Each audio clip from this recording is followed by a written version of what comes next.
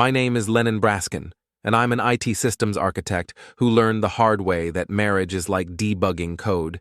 You think you understand the logic until you discover someone else has been making unauthorized changes to your system. It was a Thursday evening in March when my wife Seren walked into my home office, her heels clicking against the hardwood floor with that particular rhythm that meant she wanted something. She stood in the doorway, adjusting her blazer with the practiced precision of someone who spent her days in corporate HR, wielding employee handbooks like weapons. "I need the car for the weekend," she announced, not asked. "Don't ask why." I looked up from my laptop where I'd been reviewing server logs for a client. Seren was 36, sharp-featured, and had perfected the art of making requests sound like executive decisions.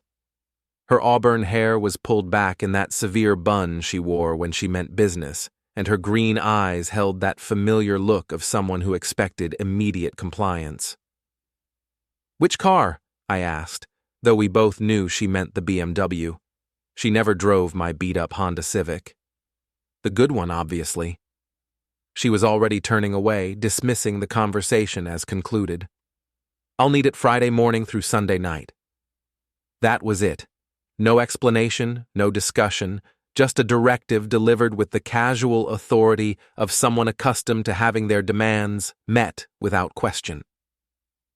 The phrase, "don't ask why," echoed in my mind as I watched her disappear down the hallway toward our bedroom. In 17 years of marriage, Seren had never been particularly forthcoming about her activities, but this felt different. The deliberate vagueness, the preemptive shutdown of questions, it activated every analytical instinct I'd developed in 20 years of troubleshooting systems and identifying anomalies. I didn't ask why. Instead, I opened the dashcam application on my phone. The BMW had a dual camera system I'd installed 6 months earlier after a hit-and-run incident in our neighborhood. The setup recorded both forward and interior views, uploading footage to cloud storage with GPS coordinates and timestamps. Seren had signed the consent form without reading it, treating it like just another insurance document that needed her signature. Friday morning, I watched from the kitchen window as she loaded an overnight bag into the car. She'd dressed carefully, not her usual weekend casual wear, but the kind of outfit she wore to impress people she didn't know well. The burgundy dress that hugged her figure just so, the expensive heels that made her legs look longer, the jewelry she typically reserved for work events. "Have a good weekend," I called out as she grabbed the keys. "I will," she replied without looking back. The front door closed with a definitive click, and I listened to the BMW's engine fade as she drove away. Then I poured myself another cup of coffee and settled in to wait. The first notification came at 11:47 a.m. The dashcam had detected the car stopping at an unfamiliar location. I opened the app and watched the footage in real time. Seren pulling into the circular drive of the Meridian Hotel downtown, one of those upscale places where business travelers stayed when their companies were paying the bill. She parked near the main entrance and left the engine running. The interior camera showed her checking her makeup in the rearview mirror, applying fresh lipstick with the focused attention of someone preparing for a performance. At 11:50, a man emerged from the hotel's revolving door. I recognized him immediately, Pierce Eldro, regional sales manager for a pharmaceutical company, married father of 2, and according to Seren, just a colleague from her professional network. He was 42, conventionally handsome in that corporate middle management way, with graying temples and the kind of confident stride that suggested he'd never encountered a problem his charm couldn't solve. Pierce slid into the passenger seat, leaning over to kiss my wife's cheek with casual familiarity. The dashcam captured everything: the intimate gesture, the way Seren's face lit up with genuine warmth, an expression I hadn't seen directed at me in months, and the hotel's valet ticket visible on Pierce's jacket pocket, showing a room number 412. They drove off together, heading north toward the interstate, while I sat in my kitchen staring at my phone screen with the detached fascination of a researcher observing an interesting specimen. I saved the video clip, exported the GPS coordinates, and backed up the entire file to 3 separate storage locations. Then I opened a new browser window and began researching Pierce Eldrow's personal information. Social media profiles, professional history, and most importantly, his home address and family details. His wife was named Cleo Marver Eldrow. She kept her maiden name professionally and worked as a freelance marketing consultant. Their social media presence painted the picture of a stable suburban family, 2 teenage children, a golden retriever, annual vacation photos from beach destinations. Cleo appeared to be the kind of woman who organized charity fundraisers and remembered everyone's birthdays. I spent the rest of Friday afternoon crafting an email. The subject line was simple: regarding your husband's weekend activities. The message included the dash cam footage, the hotel receipt information visible in the video, and a brief explanation of how I'd obtained the evidence. I kept the tone professional and factual, treating it like any other technical report I might send to a client. I didn't send it immediately. Instead, I saved it as a draft and went about my normal weekend routine: grocery shopping, lawn maintenance, catching up on work emails. The kind of mundane domestic activities that had filled my weekends for years, while Seren found increasingly creative reasons to be elsewhere. Saturday evening, I received a text from my wife. "Having a wonderful time. Don't wait up Sunday." I replied, "Glad you're enjoying yourself." Then I opened my email drafts, attached the additional dashcam footage from Friday's hotel pickup, and clicked send. The message went out to Cleo Marver Eldrow at 8:23 p.m. on Saturday night. I imagined her opening it on her phone, probably while sitting in her living room watching television with her children, living the normal family weekend that I'd apparently been excluded from experiencing. I didn't have to wait long for a response. Sunday morning at 6:15 a.m., my phone buzzed with an incoming call from an unknown number. I answered on the 3rd ring. "Is this Lennon Brasken?" The voice was crisp, controlled, with the kind of barely restrained fury that comes from someone who's had 12 hours to process devastating news. "This is Lennon. This is Cleo Marver. We need to talk." Cleo Marver had the voice of someone accustomed to managing crises. When she suggested we meet at a coffee shop near downtown, I agreed immediately. There was something refreshing about dealing with a person who addressed problems directly instead of pretending they didn't exist. The Grind was one of those independent coffee places that attracted freelancers and remote workers. I arrived 15 minutes early and chose a corner table with clear sightlines to the entrance.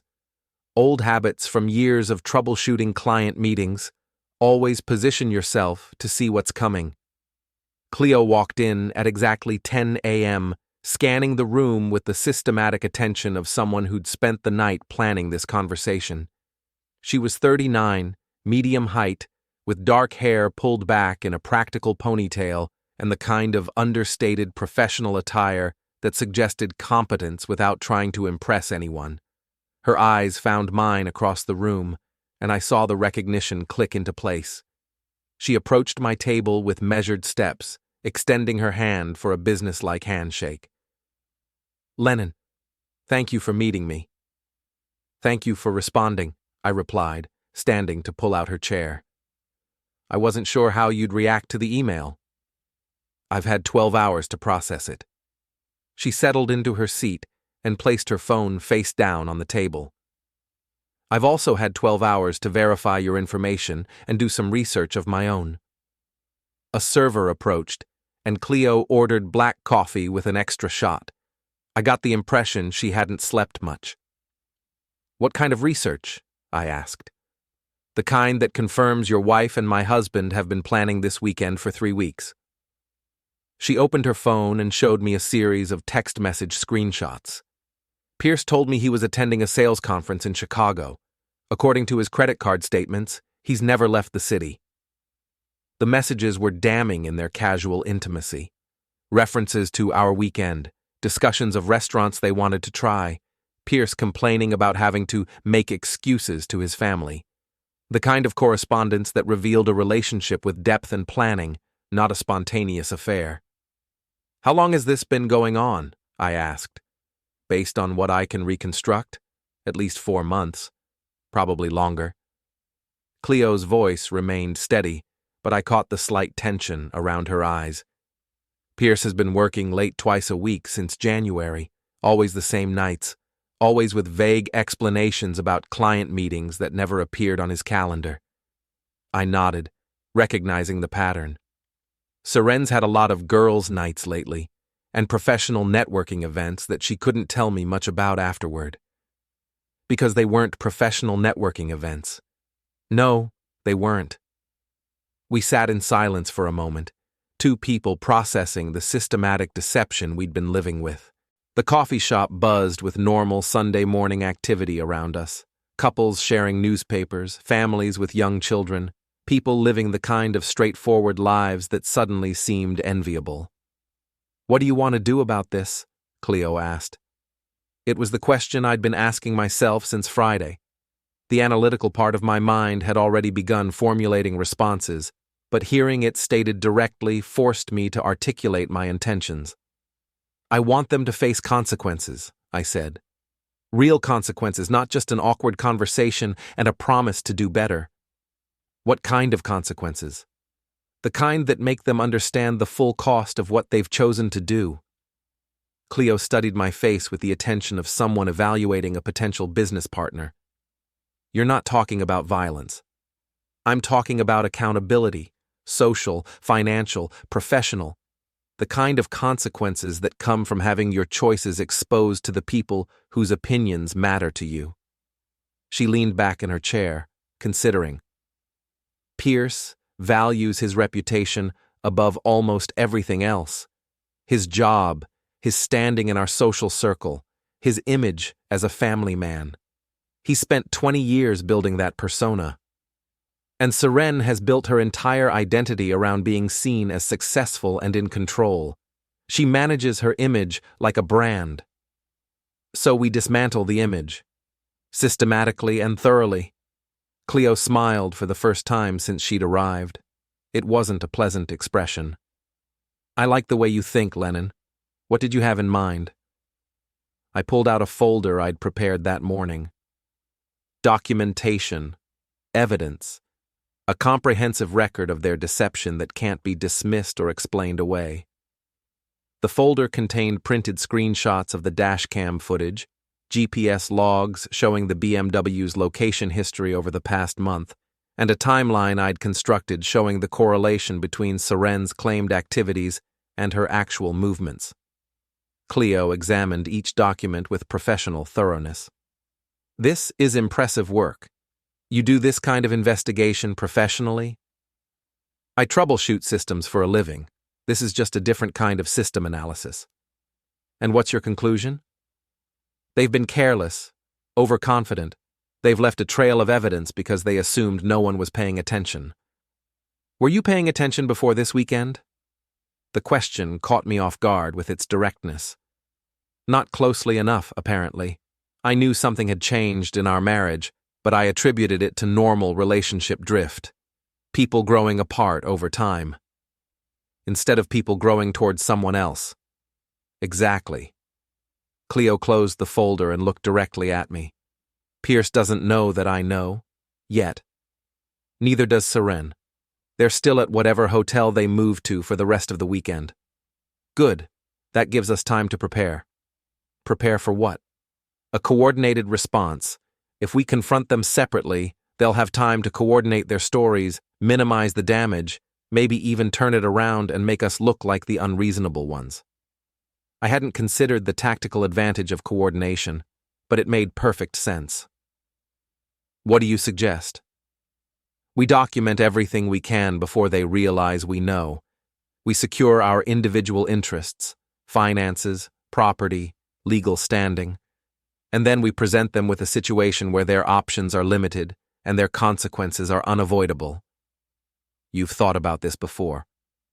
"I've been married to Pierce for 15 years. I know how he operates when he's caught in a mistake.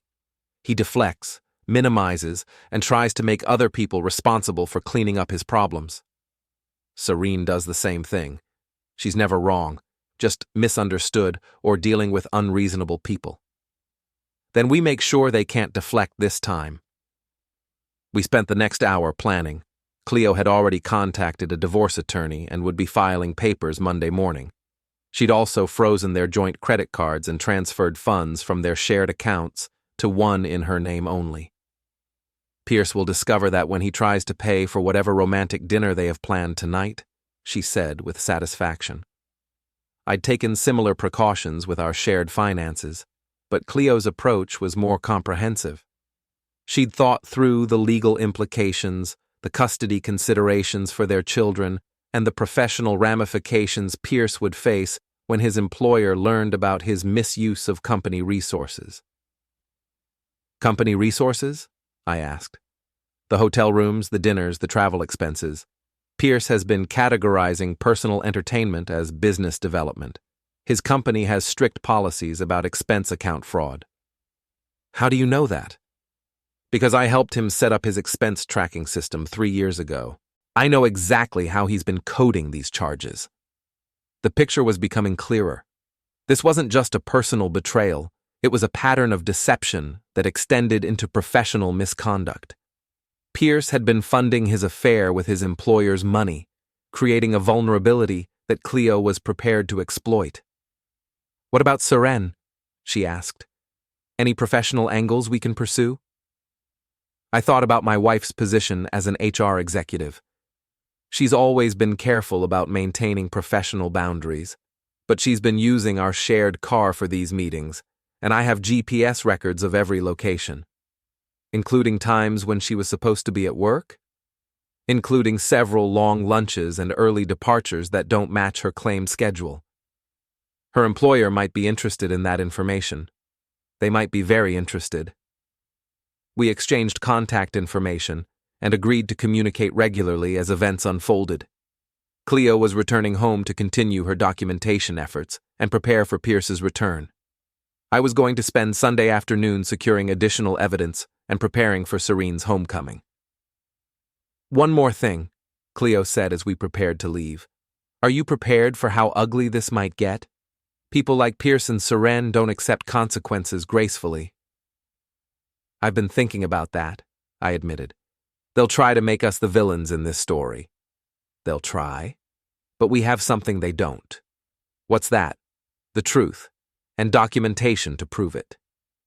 As I watched Cleo walk to her car, I felt something I hadn't experienced in months, a sense of partnership. For the first time since discovering the dashcam footage, I wasn't facing this situation alone. Seren returned home Sunday evening at 9:47 p.m., her key turning in the lock with the casual confidence of someone who assumed nothing had changed in her absence. I was waiting in the living room, sitting in my usual chair with a cup of tea and a folder on the side table. She walked in carrying her overnight bag, her hair slightly mussed, and her makeup refreshed, but not quite perfect. There was a glow about her that I recognized from the early days of our marriage, the look of someone who'd spent the weekend feeling desired and attractive. How was your weekend? I asked. Fine. Relaxing. She set down her bag and began sorting through the mail I'd left on the entry table. How was yours? Educational. Something in my tone must have registered because she looked up from the mail with a slightly sharper focus. Educational how? I learned some interesting things about hotel security systems and GPS tracking. Seren's hand paused over a catalog, and I watched her process the implications of what I'd just said. She was quick. I'd always admired that about her. Her mind worked through possibilities with the efficiency of someone trained to anticipate problems and manage them before they escalated. What are you talking about, Lennon? I'm talking about the Meridian Hotel, room 412, Pierce Eldro, and the fact that our car's dashcam has been recording everything. The color drained from her face, but she recovered quickly. Seren had spent 15 years in human resources. She knew how to manage difficult conversations. You've been spying on me. I've been reviewing footage from a security system you consented to in writing. The same system that's been protecting us from insurance fraud and hit-and-run drivers. That's not what it was intended for. No, it was intended to record what happens in and around our vehicle, which it did, very effectively. She set down the mail and turned to face me fully. This is a violation of privacy, Lennon. What you're describing could be considered harassment. What I'm describing is documentation, evidence of activities you chose to conduct in a vehicle equipped with recording equipment that you knew about and consented to. I didn't consent to being surveilled by my own husband. You consented to dashcam recording when you signed the insurance paperwork 6 months ago, the same paperwork that explicitly mentioned interior recording capabilities. Seren's training kicked in. She was shifting into the mode I'd seen her use with difficult employees, acknowledge the concern, reframe the narrative, establish control of the conversation. Even if that's technically legal, it's a betrayal of trust. Marriage requires a foundation of mutual respect and privacy. I agree completely, which is why I found your activities this weekend so troubling. My activities were perfectly innocent. I reached for the folder and removed a printed screenshot showing Pierce getting into our car at the hotel. The timestamp and GPS coordinates were clearly visible. This suggests otherwise. Seren looked at the image for a long moment, and I could see her calculating options: deny, deflect, or attack, the 3 standard responses to unwelcome evidence. She chose attack. This is controlling behavior, Lennon. You're acting like some kind of stalker, monitoring my movements and making accusations based on circumstantial evidence. The evidence isn't circumstantial. It's direct video documentation of you picking up Pierce Eldro from a hotel and spending the weekend with him. Pierce is a colleague.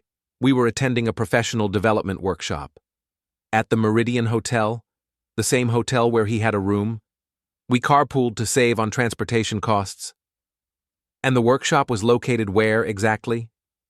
She hesitated just long enough to confirm that she was improvising. It was a regional conference, multiple locations.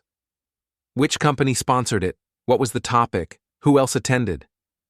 I don't have to justify my professional activities to you. You're right, you don't, but Pierce's wife might be interested in the details. That stopped her cold. What do you mean? I mean, Cleo Marver received copies of the dashcam footage yesterday evening, along with GPS logs and a timeline of your activities. Seren's composure cracked. You contacted Pierce's wife? Without talking to me first? I provided her with factual information about her husband's whereabouts, the same information I would want to have if our situations were reversed. You had no right to do that. I had every right to share documentation of activities that directly affected my marriage. She began pacing, her mind working through the implications. This is going to cause problems for people who don't deserve them. Pierce has a family. Pierce made choices that affect his family. I simply documented those choices. You're destroying people's lives over a misunderstanding. I'm not destroying anything. I'm revealing what already exists. Seren stopped pacing and looked directly at me. What do you want, Lennon? It was the first honest question she'd asked since walking in the door. I want you to stop lying to me. I want you to acknowledge what you've been doing and take responsibility for the consequences. And if I do that, if I admit that Pierce and I have developed feelings for each other, what then? The admission hung in the air between us. After months of speculation and suspicion, hearing her state it directly was both a relief and a confirmation of everything I'd feared. Then we deal with reality instead of pretending it doesn't exist. What does that look like? It looks like you moving out of our bedroom tonight. It looks like separating our finances and determining how to divide our assets. It looks like you explaining to your family and friends why our marriage is ending. You're not willing to work on this, to try counseling or... Seren, You spent the weekend in a hotel with another man. You've been lying to me for months. You told me not to ask questions about your activities because you knew the answers would end our marriage. People make mistakes. Marriages can survive infidelity if both parties are committed to rebuilding trust. Are you committed to rebuilding trust? She hesitated again, and in that pause I had my answer. I don't know, she said finally. I don't know if what Pierce and I have is something I'm willing to give up. Then you've made your choice. It's not that simple. It's exactly that simple. You can't rebuild a marriage while maintaining a relationship with the person you cheated with. I need time to think.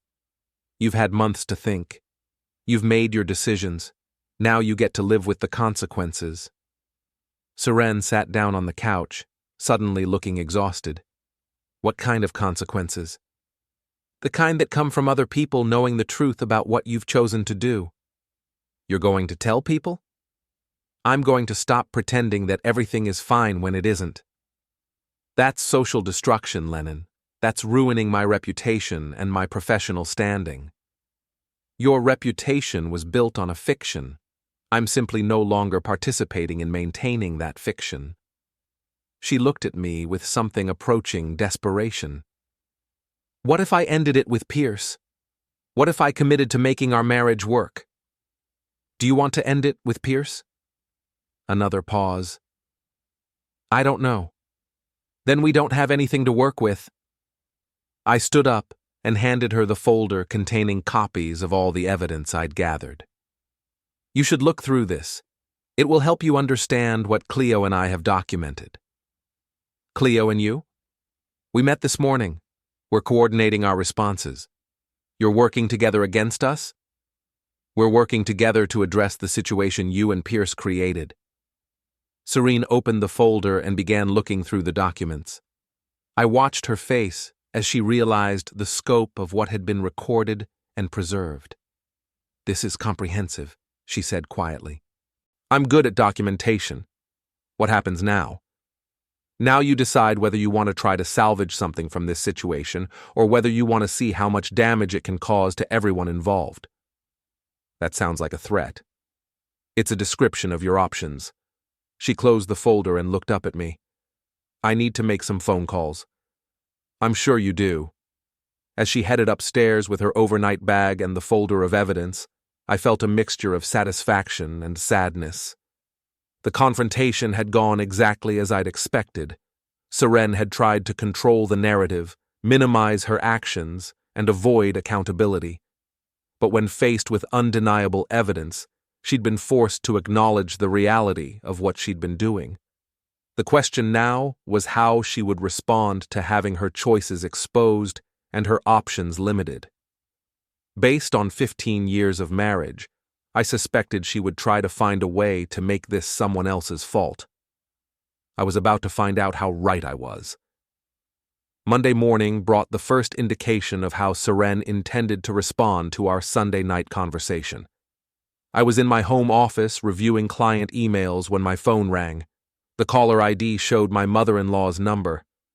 Lennon, what's going on with you and Seren? Barbara's voice carried the particular tone of someone who'd been briefed on a situation and wasn't happy about what she'd heard. Good morning, Barbara.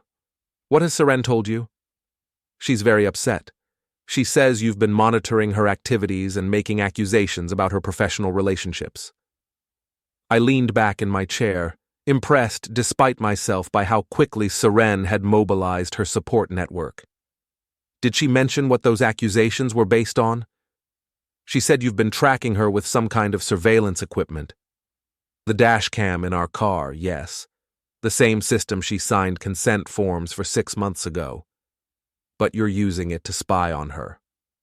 I'm using it to document her activities that include spending weekends with Pierce Eldro in hotel rooms. There was a pause. Who is Pierce Eldro? A married man from her professional network. The married man she's been having an affair with. Seren said you've misinterpreted some innocent professional interactions. Barbara, I have video footage of her picking him up from a hotel and GPS logs of them spending the weekend together. This isn't a misinterpretation. Another pause, longer this time. Even if that's true, marriage problems should be worked out between spouses, not by involving surveillance equipment. I agree, but Seren chose to work out our marriage problems by involving Pierce Eldro. You don't have to be cruel about this, Lennon. I'm not being cruel. I'm being factual. The conversation continued for another 10 minutes, with Barbara alternating between defending her daughter and expressing concern about the situation. By the end, I could tell she was beginning to question the version of events Seren had presented. I think you both need counseling, she concluded. I think Seren needs to decide whether she wants to be married to me or to Pierce. After hanging up, I realized this was just the beginning. Seren was going to contact everyone in our shared social circle, presenting her version of events and trying to establish herself as the wronged party. It was a smart strategy. Get ahead of the narrative, frame the story in sympathetic terms, and make me the villain. My phone buzzed with a text from Cleo. Pierce discovered the credit card freeze this morning. He's not happy. I replied, Seren's calling family members. Damage control mode. Expected. Are you ready for Phase 2? Phase 2 was the plan we'd developed during our Sunday morning meeting. While Seren and Pierce were managing the immediate crisis, Cleo and I would be implementing a more comprehensive response. I spent Monday morning organizing documentation. The dashcam footage, GPS logs, and timeline were just the beginning. I also had credit card statements showing unusual restaurant charges on nights when Seren claimed to be working late, phone records indicating increased communication with Pierce's number, and a detailed analysis of her claimed schedule versus her actual location data. At 2 p.m., I received an email from Seren's best friend, Amira. Seren told me what's happening. I think you're overreacting to what sounds like a friendship that maybe got a little too close. Can't you work this out without involving other people? I forwarded Amira the hotel pickup video with a simple response. Does this look like a friendship to you? She didn't reply. Tuesday morning brought a more direct challenge. Pierce called my office number, bypassing my personal phone entirely. Lennon, this is Pierce Eldro. I think we need to talk. I don't think we have anything to discuss, Pierce. I think we do. You've created a situation that's causing problems for a lot of people. I've documented a situation that you and my wife created. There's a difference. Look, I understand you're upset. But what happened between Seren and me wasn't intended to hurt anyone. What was it intended to do? Sometimes people connect in ways they don't expect. It doesn't mean anyone wanted to cause pain. But causing pain was an inevitable result of your choices. We tried to be discreet. You were careless. There's a difference. Pierce's tone shifted, becoming more aggressive. What you're doing now is vindictive. You're trying to destroy my marriage and my career over something that doesn't actually affect you. Doesn't affect me? Pierce, you've been having an affair with my wife.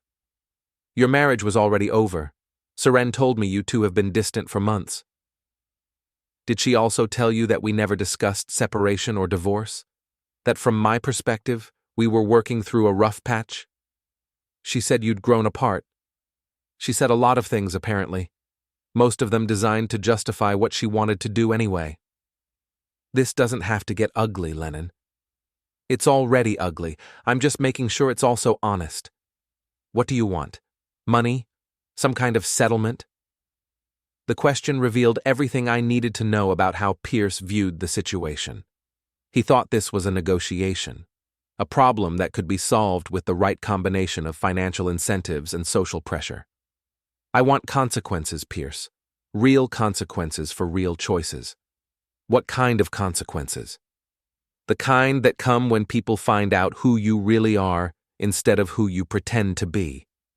You're talking about destroying my family. You destroyed your family when you decided to have an affair. I'm just declining to help you hide it. Pierce hung up without another word. Wednesday brought the escalation I'd been expecting. I arrived home from a client meeting to find Serene's car in the driveway and voices coming from inside the house. She'd brought reinforcements. I walked into the living room to find Seren, Amira, and a man I didn't recognize sitting around the coffee table with documents spread between them. Lennon, Seren stood up, her voice artificially bright. This is David Chen, my attorney. David Chen was younger than I'd expected, probably early 30s, with the kind of aggressive confidence that suggested he specialized in making problems disappear through legal maneuvering. Mr. Brasken, he extended his hand. I understand there's been some confusion about privacy expectations and surveillance activities. I didn't shake his hand. There's been no confusion. There's been documentation of adultery. That's exactly the kind of inflammatory language we need to avoid, David said smoothly. What we have here is a marital dispute that's been complicated by potential privacy violations and harassment. What we have here is a cheating spouse who got caught and is now trying to make it someone else's fault. Seren stepped forward. Lennon, David thinks we might be able to work this out without involving the courts or causing unnecessary damage to everyone involved. What kind of arrangement did you have in mind? David opened a folder and removed a document. A mutual non-disclosure agreement. Both parties agree not to share personal information about the marriage or its dissolution. Clean separation, minimal drama. In exchange for what? In exchange for you stopping the harassment campaign against my client and Mr. Eldro. What harassment campaign?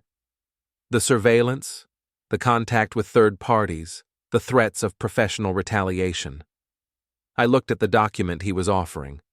It was professionally prepared and comprehensive, clearly something they'd been working on since Monday.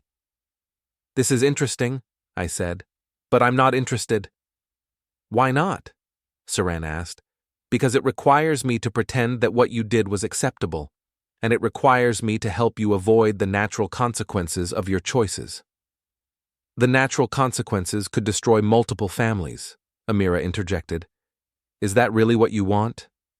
I want honesty. I want accountability. I want people to understand what actually happened instead of accepting whatever story makes everyone feel better. David leaned forward. Mr. Brasken, I should inform you that continued harassment could result in legal action, restraining orders, civil suits, criminal charges if the behavior escalates. Are you threatening me, David? I'm informing you of potential legal consequences for certain types of behavior. Let me inform you of something in return.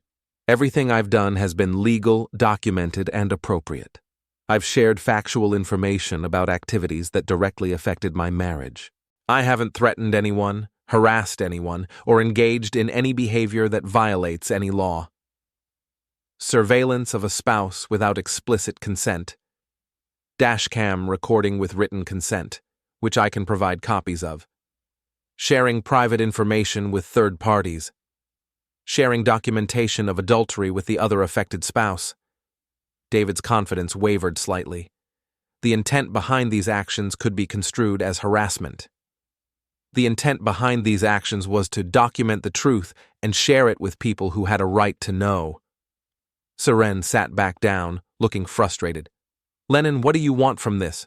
What's your endgame? I want you to face the same social and professional consequences that I'm facing. I want Pierce to explain to his family and his employer why he's been lying to them.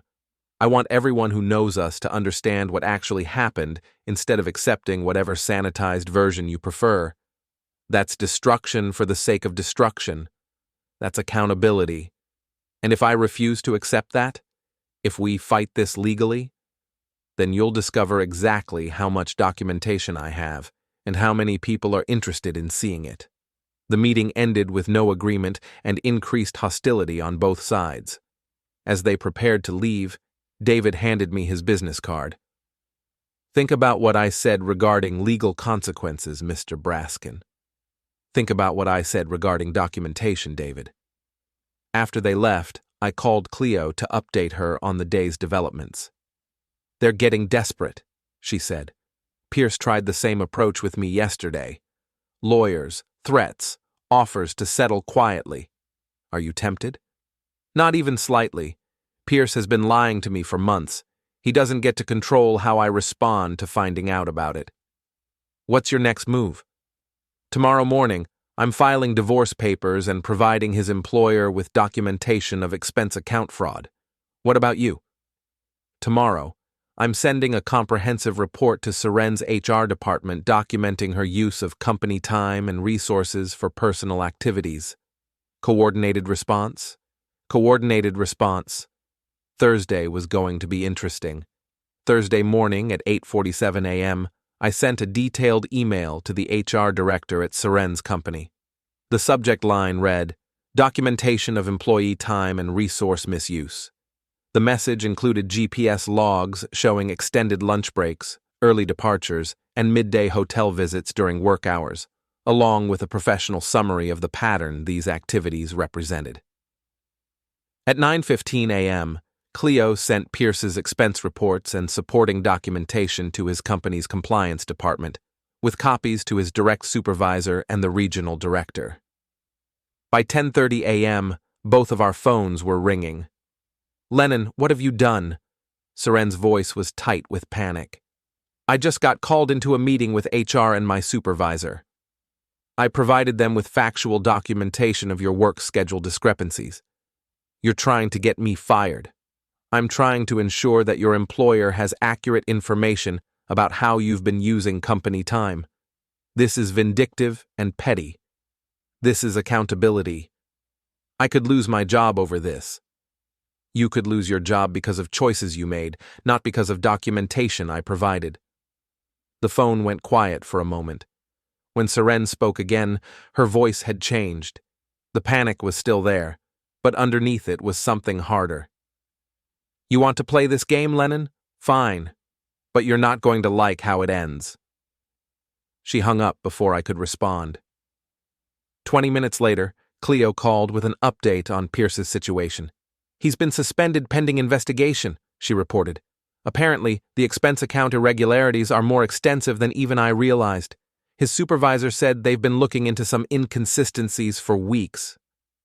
"How is he handling it?" "About as well as you'd expect. He showed up at the house this morning demanding that I retract the information I provided to his company." "Did you?" "I told him that ship had sailed when he decided to fund his affair with company money." "What's his next move?" "I don't know. But I'm documenting everything. If this gets uglier, I want a complete record." It got uglier. Friday afternoon, I received a visit from 2 police officers. They stood on my front porch with the professional courtesy of people conducting routine business they'd rather not be handling. "Mr. Brasken, I'm Officer Martinez. This is Officer Johnson. We've received a complaint about possible harassment and stalking behavior." "From whom?" "From your wife, Seren Brasken. She's filed a report claiming you've been monitoring her activities, contacting her associates, and engaging in a pattern of intimidating behavior." I invited them in and offered coffee, which they declined. We sat in the living room where I'd confronted Seren less than a week earlier. "Can you tell us about your recent interactions with your wife?" Officer Martinez asked. I provided a factual summary of the dashcam discovery, the evidence I'd gathered, and the steps I'd taken in response. I also offered to provide documentation of everything I'd described. "Do you have written consent for the vehicle recording system?" Officer Johnson asked. I produced the insurance paperwork with Seren's signature clearly visible on the dashcam consent section. "And the information you shared with third parties? Was that obtained through this recording system?" "The information I shared with Pierce Eldrow's wife was obtained through legal recording of activities in a vehicle I own, with consent from all parties who regularly use that vehicle." The officers exchanged glances. "Mrs. Brasken claims you've been threatening her and her associates." "I haven't threatened anyone. I've informed people of documented facts that directly affect them." "She also claims you've been following her and monitoring her communications." "I've been reviewing GPS logs from our shared vehicle and analyzing patterns in her claimed schedule versus her actual activities." I haven't followed her, monitored her phone, or engaged in any surveillance beyond what the legally installed dashcam system provides. Officer Martinez made notes while Officer Johnson continued the questions. Are you willing to provide copies of this documentation? Absolutely. I spent the next hour walking them through the evidence I'd gathered, the timeline of events, and the specific actions I'd taken. By the end, their demeanor had shifted from investigative to sympathetic. Mr. Brasken, Officer Martinez said as they prepared to leave, we have to follow up on all harassment complaints, but based on what you've shown us, you haven't violated any laws. What about the complaint? We'll file a report documenting our investigation. If Mrs. Brasken wants to pursue this further, she'll need to provide evidence of actual harassment or stalking behavior. And if she escalates her accusations, then we'll investigate those accusations with the same thoroughness we've applied here. After they left, I called Cleo to warn her that similar visits might be coming her way. Already happened, she said.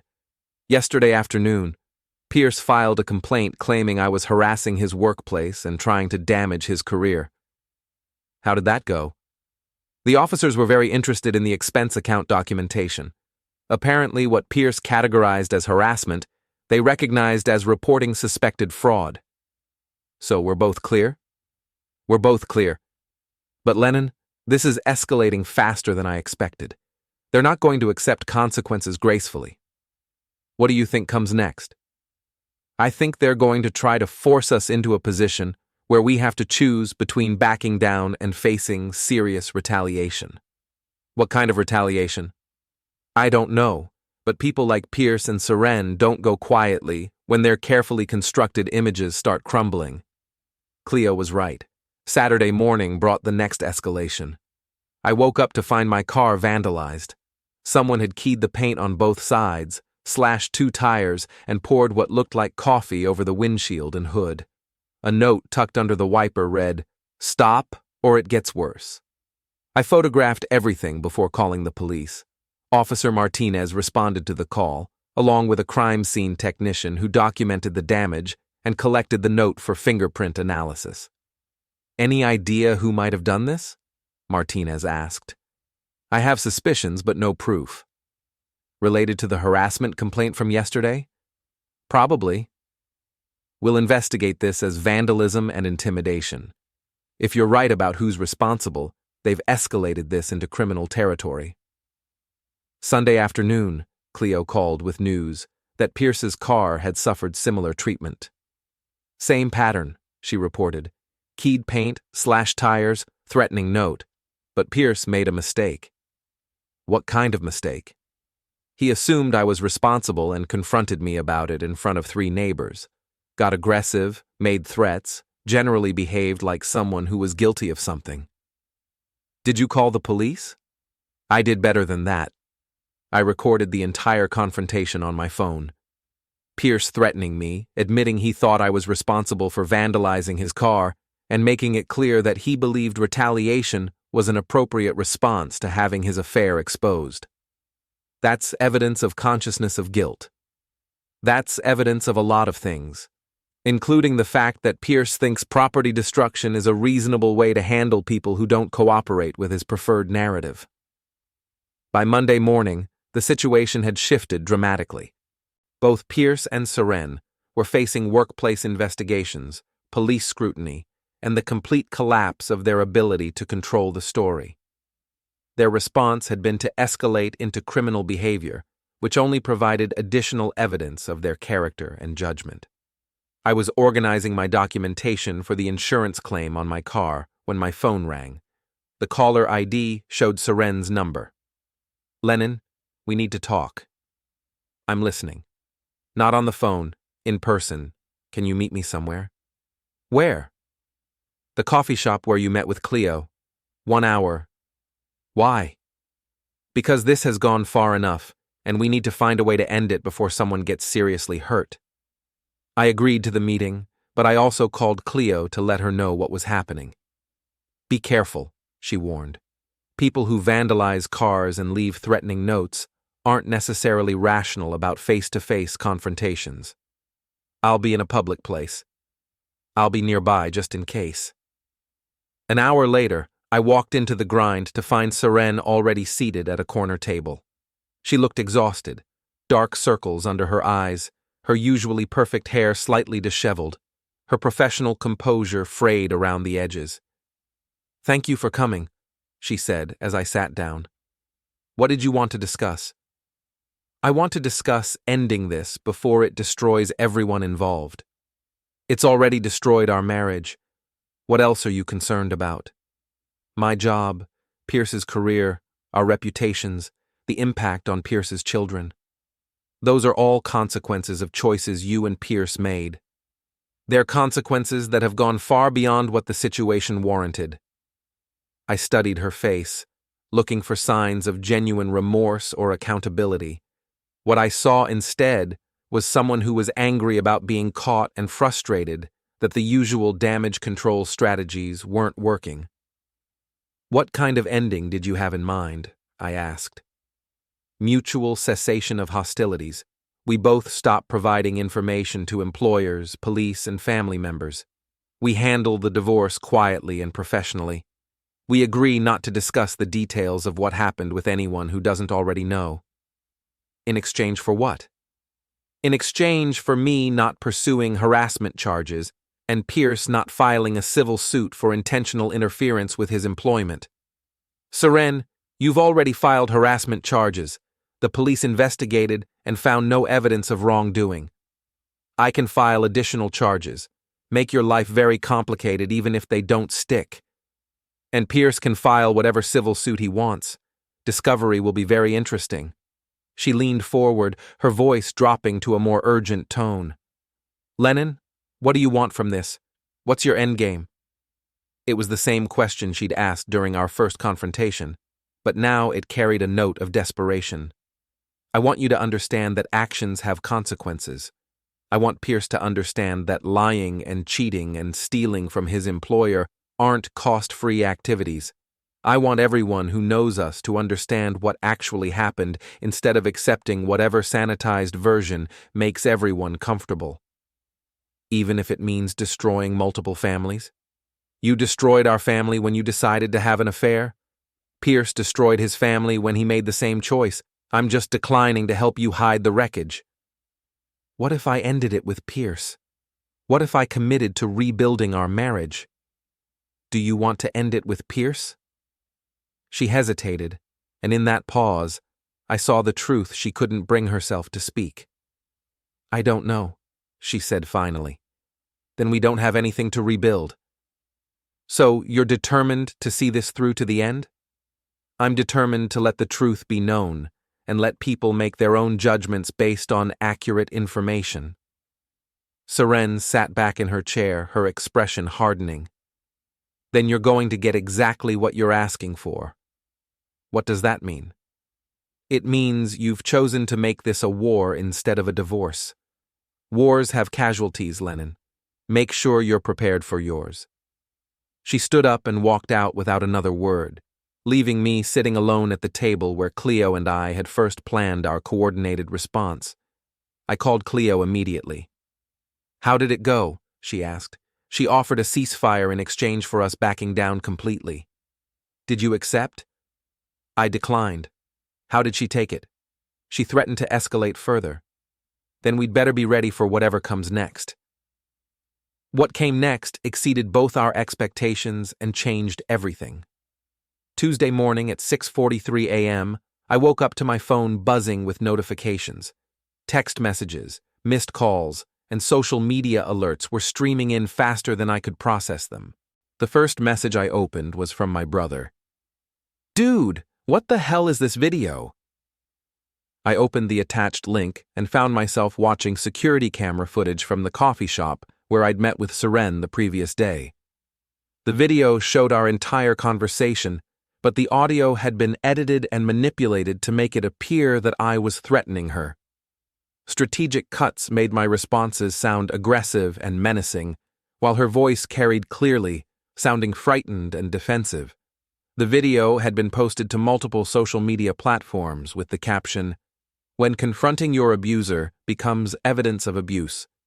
Please share to help protect other women from this kind of intimidation. My phone rang. Cleo. Have you seen it? She asked without preamble. I'm watching it now. This is sophisticated editing. It's also completely fabricated. I was there, Lennon. I recorded the actual conversation from 3 tables away. You recorded it? I told you I'd be nearby. I filmed everything through the window from outside. The real conversation, the real timeline, your actual tone and demeanor. Can you prove the manipulation? I can prove everything. Audio analysis, video timestamps, the works. But Lennon, this video has been shared 800 times in the last 2 hours. I spent the morning dealing with the fallout. Friends, family members, and colleagues were calling and texting, some offering support, others demanding explanations. The edited video was compelling enough to convince people who didn't know me well, and damaging enough to create doubt among those who did. At 11 a.m., I received a call from my employer. Lennon, this is Marcus Webb. We need to talk. Marcus was the managing partner at the consulting firm where I'd worked for 8 years.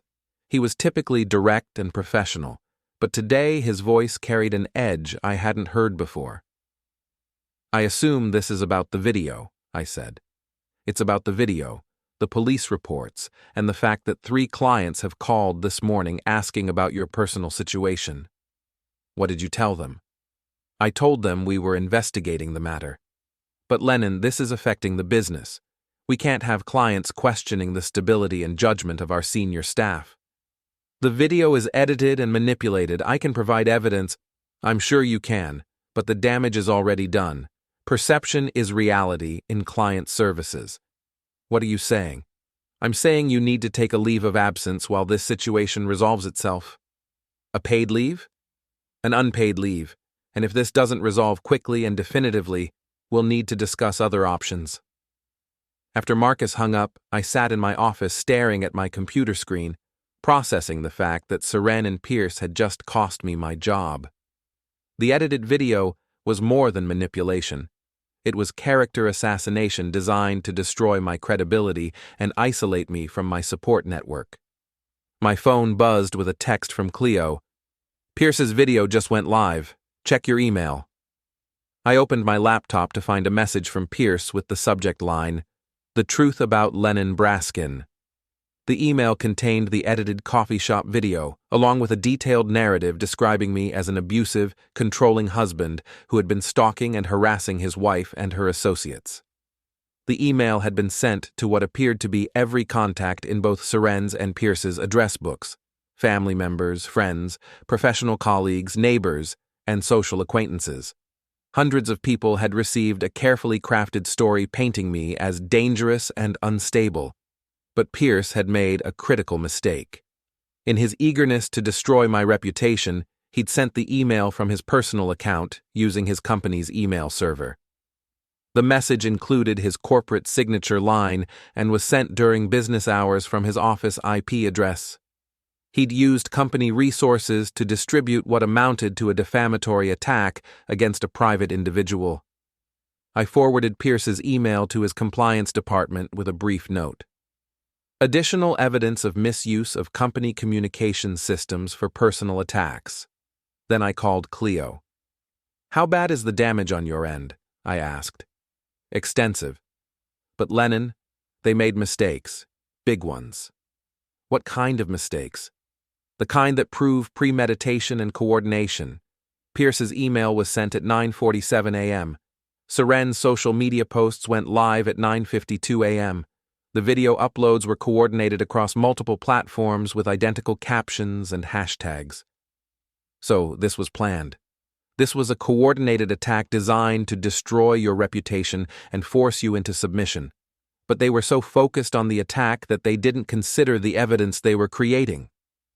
Evidence of what? Evidence of conspiracy, defamation, and harassment. Evidence that they're working together to cause you intentional harm. Evidence that contradicts every claim they've made about being victims. Can we prove the video is manipulated? We can prove everything. I have the original footage, audio analysis showing the editing points, and metadata proving when and where the real conversation took place. What's our next move? We go nuclear. Wednesday morning, Cleo and I met with her attorney, a woman named Jennifer Morrison who specialized in defamation and harassment cases. Jennifer was in her 40s, sharp-eyed, and had the kind of focused intensity that suggested she enjoyed complex legal challenges. "This is one of the most clear-cut defamation cases I've seen," she said, after reviewing our documentation. "They created false evidence, distributed it widely, and caused measurable damage to your reputation and employment." "What kind of legal action can we take?" I asked. "Civil suits for defamation, intentional infliction of emotional distress, and conspiracy. Criminal complaints for harassment and potentially fraud, depending on how the video manipulation is classified." "How long would that take?" "Months, possibly years, but we don't have to wait for the legal process to run its course before we respond." "What do you mean?" Jennifer smiled. "I mean, we can file everything today and hold a press conference tomorrow. Let the media know that you're the victim of a coordinated defamation campaign and that you have evidence proving the manipulation." "Won't that just escalate the situation further?" "The situation is already escalated. They've made this a public fight.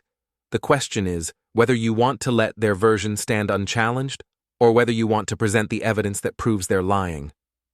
I looked at Cleo, who nodded. "They wanted total war," she said. "Let's give them total war." Thursday afternoon, Jennifer Morrison held a press conference on the steps of the courthouse. She presented our evidence methodically: the original dashcam footage, the unedited coffee shop recording, audio analysis proving the video manipulation, and documentation of the coordinated social media attack. The local news stations picked up the story immediately. By evening, the narrative had shifted from abusive husband stalks wife to cheating couple orchestrates elaborate defamation scheme. Friday morning brought vindication and consequences in equal measure. Pierce was terminated from his job for misuse of company resources, expense account fraud, and using corporate communications systems to distribute defamatory content. His employer issued a statement distancing themselves from his actions and expressing support for the victims of his harassment campaign. Seren was placed on administrative leave pending investigation of her role in the defamation scheme and her misuse of company time and resources for personal activities. The edited video was removed from social media platforms for violating community standards regarding manipulated content and harassment. Pierce's divorce from Cleo was finalized with a settlement that left him with minimal assets and no custody rights pending completion of anger management and psychological evaluation. But the most satisfying consequence came Saturday morning when I received a phone call from Pierce. "Lennon, you've destroyed my life." "No, Pierce, you destroyed your life. I just documented it. I've lost my job, my marriage, my children, my reputation, everything. Those are the consequences of your choices. This has gone too far. You've gotten your revenge. Can't we call it even now?" "Even? Pierce, you had an affair with my wife, used company money to fund it, vandalized my car, left threatening notes, and created fake evidence to destroy my reputation. What part of that is even? I never meant for it to go this far." "You meant for it to go exactly this far. You just thought you'd be the one controlling how it ended." "What do you want from me?" "I want you to understand that actions have consequences. I want you to live with the results of your choices the same way I've had to live with them." "And Seren? What about her?" "What about her? Are you going to destroy her too?" "Seren destroyed herself. I just stopped helping her hide it." Pierce hung up without another word. Sunday evening, I was sitting on my back porch with a beer, watching the sunset and processing the events of the past 2 weeks, when my phone rang one final time. It was Seren. "Lennon? Seren. I wanted to call before the divorce papers are finalized." "To say what?" "To say that you were right. About consequences. About accountability." About everything. Are you apologizing? I'm acknowledging that I made choices that hurt people I claim to care about, and that when those choices were exposed, I made even worse choices trying to avoid responsibility. What happens now? Now I face the consequences. I'll probably lose my job. I've definitely lost most of my friends. My family is disappointed and confused. Pierce blames me for everything falling apart. Do you blame me? There was a long pause. I blame myself. For the affair, for the lies, for the defamation campaign, for thinking I could have what I wanted without paying the price for it. And what did you want? I wanted to feel desired again. I wanted excitement and passion and the feeling that someone found me irresistible. I wanted to be the center of someone's world instead of just part of their routine.